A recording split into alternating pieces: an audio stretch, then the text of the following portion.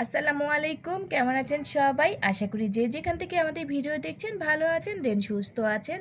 আজকে নতুন আরেকটা ভিডিও নিয়ে চলে আসলাম আমি আপনাদের মাঝে। নতুন নতুন তো অনেক ভিডিও নিয়ে চলে আসি, তাই আরেকটা ভিডিও নিয়ে চলে আসলাম। এই ভিডিওটা অনেক গুরুত্বপূর্ণ, কারণ হচ্ছে এখন সয়াবিন তেলের দাম হচ্ছে প্রচুর পরিমাণ বেড়ে গেছে। 1 লিটার তো কোথাও পাওয়া যায় না, তো 2 লিটারটা মোটামুটি অ্যাভেলেবেল। আমি এখানে 2 লিটারের একটা সয়াবিন তেলের বোতল নিয়ে চলে এসেছি আপনাদের মাঝে। এখন আমি দেখাবো যে এই তেল আপনারা কিভাবে অনেক দিন রান্না করতে পারবেন। তেল তো আর বানিয়ে দেখাতে পারবো না, তো তেল কিভাবে একটু অল্প অল্প করে আপনারা রান্না করতে পারবেন সেটাই আজকে আমি একটা ভিডিও আপনাদের সাথে শেয়ার করব। কারণ আমাদের প্রতিদিন রান্না কিন্তু প্রতিদিনই করে যেতে হবে। যেভাবেই আমরা রান্না করি প্রতিদিন তেলের দাম বাড়লেও করব, কমলেও করে থাকব। এখন যেহেতু বেড়ে গেছে, তাই আমি কিভাবে অল্প তেল দিয়ে আপনারা 4-5 রকম রান্না করে ফেলতে পারবেন সেটাই আজকে আমি আপনাদের সাথে শেয়ার করব। এখানে আমি একটা 2 লিটারের তেলের বোতল নিয়ে এসেছি। এখন আমি শেয়ার করব যে কিভাবে করলে আপনারা অল্প তেলে রান্নাটা সেরে ফেলতে পারবেন। আমরা অনেকেই কিন্তু বেগুন আনার পর লবণ পানিতে বেগুনটা ভিজিয়ে রাখি, তখন কিন্তু যখন ভাজার সময় একটু তেলের পরিমাণটা কম লাগে। তেমনই এটাও কিন্তু সেমই। যদি আপনারা এখন আমি দেখিয়ে দেব, এভাবে যদি এই টিপসটা ফলো করেন তাহলে একটু তেলের পরিমাণটা কম লাগবে। যেমন মাছ ভাজতে গেলে কিন্তু তেলের পরিমাণটা কম লাগবে। তো এখন আমি দেখিয়ে দিচ্ছি কিভাবে করলে আপনাদের তেলের পরিমাণটা কম লাগবে। যেহেতু তেলের দাম এখন অনেক হয়ে গেছে, রান্নাবান্না তো আমাদের রেগুলার করতেই হবে, তো অল্প একটু তেল কম লাগতে পারে। তো আমি এখন আপনাদের সাথে শেয়ার করছি। এখন আমি তেলটা কিন্তু নিয়ে নিয়েছি।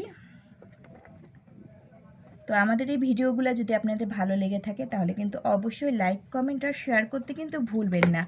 আপনারা সবাই ভিডিও দেখে যান, লাইক কমেন্ট আর শেয়ার করেন না। অবশ্যই কিন্তু লাইক কমেন্ট আর শেয়ার করতে হবে আমাদের ভিডিওতে। এখন আমি দেখাচ্ছি, বাটির মধ্যে কিন্তু আমি তেল নিয়ে নিয়েছি। আপনারা যখন রান্না করবেন তখন কিন্তু আমার মতন করে একটা বাটিতে যতটুক লাগবে আপনারা অতটুক পরিমাণ তেল নিয়ে নেবেন। তারপরে এই বাটির তেল দিয়ে কিন্তু আপনারা সম্পূর্ণ রান্নাটা করতে পারবেন।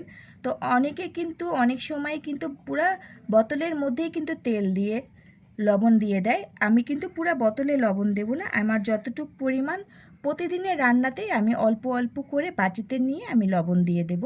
এখানে আমি একটু লবণ দিয়ে দেব, জাস্ট অল্প পরিমাণে কিন্তু লবণ দিয়েছি।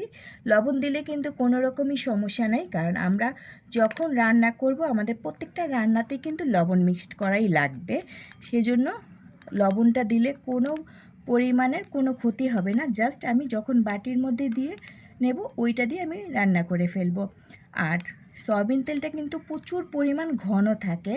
লবণ মিক্সড করে আপনি যখন নাড়া দিতে থাকবেন তখন কিন্তু ফলো করবেন যে আস্তে আস্তে কিন্তু একটু পাতলা হয়ে যায়। এরকম করেই যখন আপনারা রান্না করবেন তখন দেখবেন যে একটু মাছ ভাজা একটু তেলের পরিমাণটা একটু কম লাগছে, বা ডিম ভাজতে গেলেন তখনও কিন্তু একটু কম লাগছে, বা তরকারি পেঁয়াজ লাল করবেন তখনও কিন্তু একটু পরিমাণটা কম লাগবে। আমার মতন যদি আপনারা সংসারে কিছু টাকা বাঁচাতে চান তাহলে কিন্তু আমার এই ছোট্ট টিপসটা ফলো করতে পারেন।